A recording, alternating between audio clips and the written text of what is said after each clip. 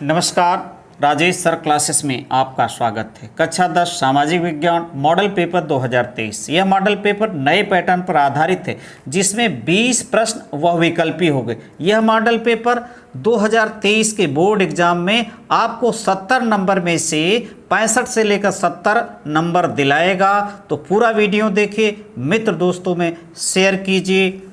समय 3 घंटे 15 मिनट, पूर्णांक 70। नोट प्रारंभ के 15 मिनट परीक्षार्थियों को प्रश्न पत्र पढ़ने के लिए निर्धारित है। 15 मिनट तक पेपर को ध्यानपूर्वक पढ़िए। अब देखिए निर्देश। यह प्रश्न पत्र 2 खंडों अ और ब में विभाजित है। यह प्रश्न पत्र 2 खंडों अ और ब में विभाजित है। खंड अ में 20 अंक के 20 प्रश्न बहुविकल्पी होंगे। 20 प्रश्न क्या होंगे?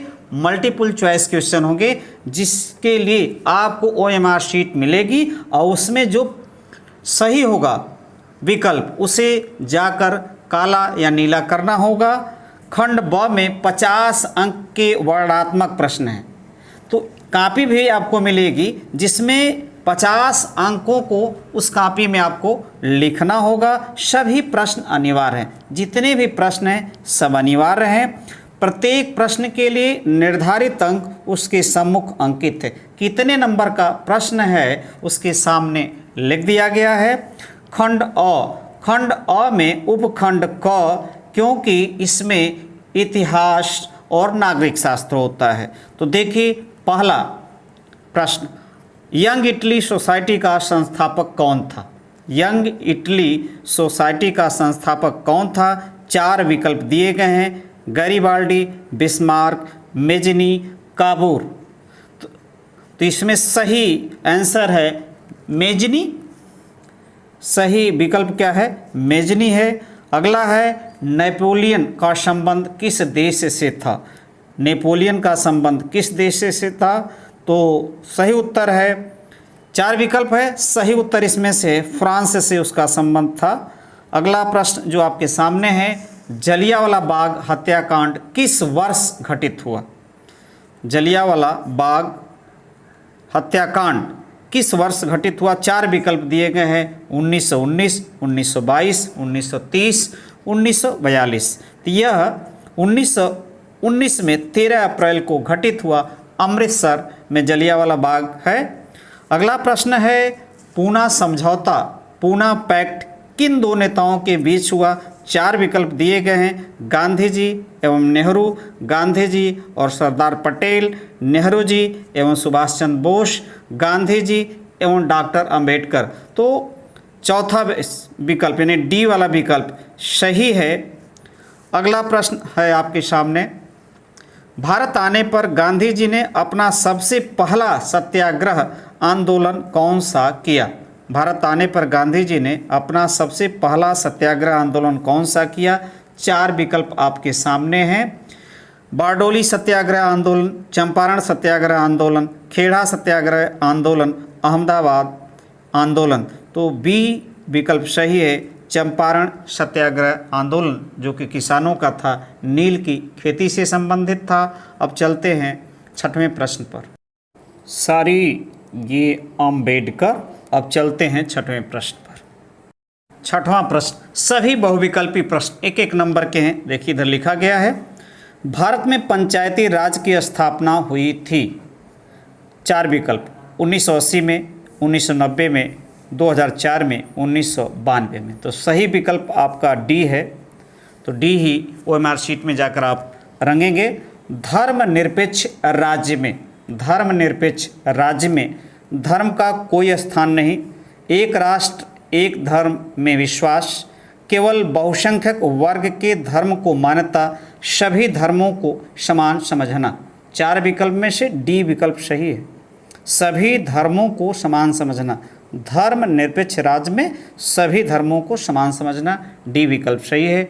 डी आप जाकर काला करिएगा। अगला प्रश्न 8वां है, नेपाल में लोकतंत्र की स्थापना हुई 2008 में, 2005 में, 2009 में, 2007 में। तो 2008 में पहला विकल्प ए विकल्प सही है। अगला प्रश्न जो आपके सामने है, मानवाधिकार दिवस कब मनाया जाता है? मानवाधिकार दिवस कब मनाया जाता है? 14 नवंबर, 5 सितंबर, 10 दिसंबर, 15 अगस्त। तो 14 नवंबर तो नहीं है क्योंकि इस दिन बाल दिवस मनाया जाता है। 5 सितंबर को शिक्षक दिवस, 10 दिसंबर सही है। अब 15 अगस्त तो आप जान रहे हैं हमारा देश स्वतंत्र हुआ था। अगला प्रश्न जो है, भारत में मताधिकार की आयु क्या है? तो भारत में मताधिकार की आयु 4 विकल्प दिए हैं, बी विकल्प सही है। पहले 21 वर्ष था, 1988 में 62वें संविधान संशोधन से 18 वर्ष कर दिया गया। अब आता है उपखंड ख, क्योंकि यहाँ से शुरू होता है 11वां प्रश्न जो कि भूगोल और अर्थशास्त्र से संबंधित है। तो प्रश्न है, निम्नलिखित में से किस राज्य में काली मिट्टी पाई जाती है? उत्तर प्रदेश, बिहार, गुजरात, राजस्थान। सही विकल्प है गुजरात, क्योंकि काली मिट्टी कपास के उत्पादन के लिए अच्छी होती है। अगला प्रश्न जो आपके सामने है, चिपको आंदोलन संबंधित है वन संरक्षण, मृदा संरक्षण, जल संरक्षण, वायु संरक्षण। तो वन संरक्षण से संबंधित है। अगला प्रश्न है, भारत की पहली नदी घाटी परियोजना किस नदी पर बनाई गई?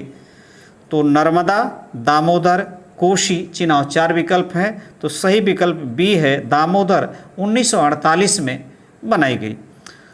अगला प्रश्न जो आपके सामने है, निम्न में कौन खरीफ की फसल है? यहाँ चना, धान, कपास दिया गया है, बी तथा सी दोनों। तो इसमें धान और कपास सही है, ये खरीफ की फसल है। तो डी विकल्प सही है, डी काला करिएगा ओमा शीट पर जा कर के। और 15वां प्रश्न जो आपके सामने है, निम्नलिखित में से कौन सा गैर परंपरागत ऊर्जा स्रोत है? तो कोयला, पेट्रोलियम, प्राकृतिक गैस। ये नहीं है गैर परंपरागत, ये परंपराओं से कोयला हमें मिल रहा है, पेट्रोलियम, प्राकृतिक। गैर परंपरागत ऊर्जा स्रोत क्या है? सौर ऊर्जा और पवन ऊर्जा, ये सब क्या कहलाते हैं? गैर परंपरागत ऊर्जा स्रोत। अब चलते हैं 16वें प्रश्न पर। 16वां ऑब्जेक्टिव क्वेश्चन आपके सामने, निम्न में से कौन से 2 दूरस्थ स्थित स्थान पूर्वी पश्चिमी गलियारी से जुड़े हैं? तो इसमें 4 विकल्प दिए गए हैं, मुंबई एवं नागपुर, सिलचर तथा पोरबंदर, मुंबई एवं कोलकाता, नागपुर एवं सिलीगुड़ी। तो इसमें सही जो विकल्प है लिखा है ये पूर्व पश्चिम से, तो सिलचर तथा पोरबंदर। सिलचर पूर्वी भाग है और पोरबंदर पश्चिमी। तो बी विकल्प सही है आपका, बी काला करिएगा उम्र शीट पर जा कर के। अगला प्रश्न जो 17वां है, निम्नलिखित में से किस राज्य की प्रति व्यक्ति आय सर्वाधिक है? हरियाणा, बिहार, राजस्थान, मेघालय। तो पहला विकल्प सही है हरियाणा। अगला प्रश्न जो 18वां है, कौन सा क्षेत्रक सबसे अधिक रोजगार देता है? तृतीयक क्षेत्रक, द्वितीयक क्षेत्रक, प्राथमिक क्षेत्रक, इसमें से कोई नहीं। तो तृतीयक क्षेत्रक, जिसमें बैंकिंग है, आईटी है और परिवहन है, ये क्षेत्र सबसे अधिक रोजगार देता है। अगला जो है प्रश्न, विश्व व्यापार संगठन की स्थापना कहाँ हुई थी? विश्व व्यापार संगठन की स्थापना कहाँ हुई थी? तो विश्व व्यापार संगठन की स्थापना में जनेवा में हुई थी। न्यूयॉर्क, वाशिंगटन, वियना नहीं, इसका सही विकल्प सी है, जनेवा। और अंतिम बहुविकल्पी प्रश्न जो आपके सामने है, भारत में उपभोक्ता संरक्षण अधिनियम कब पारित किया गया? तो भारत में उपभोक्ता संरक्षण अधिनियम कब पारित किया गया? इसमें 4 विकल्प हैं, तो 82, 1986, ये बी सही विकल्प आपके सामने है। तो ये समाप्त हुआ मल्टीपल चॉइस क्वेश्चन, बहुविकल्पी प्रश्न। अब आता है खंड ब, और खंड ब में उपखंड क, क्योंकि इसमें आपको इतिहास और नागरिक शास्त्र रहेंगे।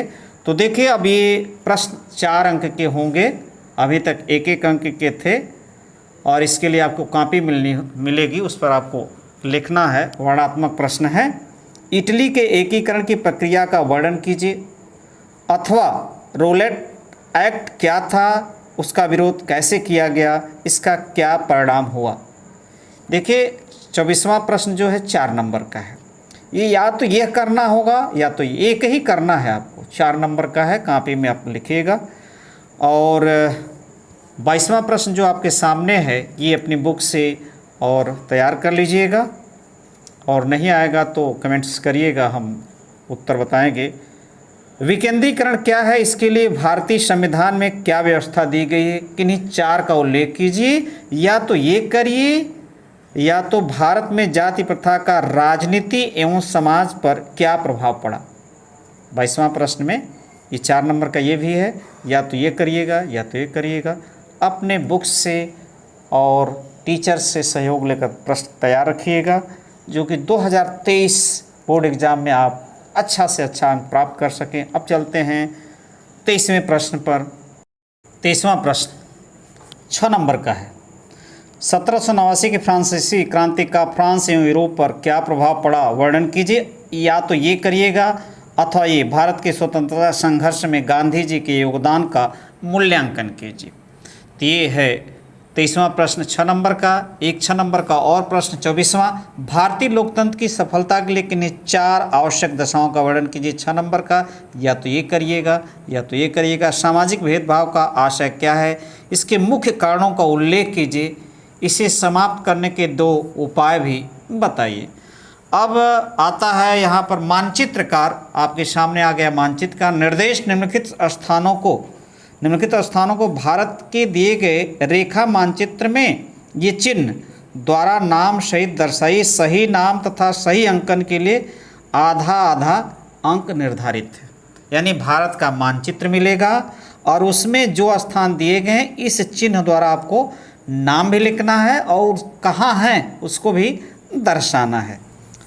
अब देखिए यहाँ पर पहला प्रश्न है, वह स्थान जहाँ 1920 में कांग्रेस अधिवेशन हुआ था।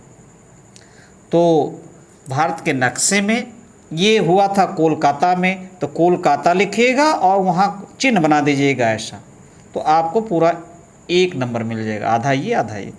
वह स्थान जहाँ 1930 में नमक सत्याग्रह की शुरुआत हुई, तो नमक सत्याग्रह की शुरुआत अहमदाबाद के महात्मा गांधी की साबरमती आश्रम से शुरुआत हुई, तो वहाँ ऐसा चिन्ह दर्शाइएगा, नाम लिखिएगा, तो आपको 1 नंबर मिलेगा।